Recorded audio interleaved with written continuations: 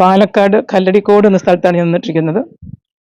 ഇവിടെ നമ്മളൊരു പുതിയ പ്രോജക്റ്റ് ആരംഭിച്ചിരിക്കുകയാണ്. കോങ്ങാട് എന്ന സ്ഥലത്ത് രവീന്ദ്രൻ മാഷിന്റെ പേരിൽ, രവീന്ദ്രൻ സ്മരണയ്ക്ക് വേണ്ടി ആനന്ദഭവനം എന്ന പേരിൽ ഒരു സീനിയർ സിറ്റിസൺ ഹോം നമ്മൾ ചെയ്തുകൊണ്ടിരിക്കുകയാണ്. അപ്പോൾ എല്ലാവരും എന്നോട് ചോദിച്ചു എന്താണ് ഈ പാലക്കാട് തിരഞ്ഞെടുക്കാൻ കാരണമെന്ന്. പാലക്കാടിന്റെ പ്രകൃതി ഭംഗി മാത്രമല്ല, പാലക്കാടിലെ എൻ്റെ കൂട്ടുകാരാണ് ഇവരെല്ലാവരും. അപ്പോൾ എല്ലാവരുടെയും ഈ ഇവിടെയുള്ള ജനങ്ങളുടെ സ്നേഹവും അവരുടെ സ്വഭാവവും ഒക്കെ എനിക്ക് ഒത്തിരി ഇഷ്ടമായതുകൊണ്ടാണ് പാലക്കാട് ഞാൻ വേണ്ടി തിരഞ്ഞെടുത്തത്.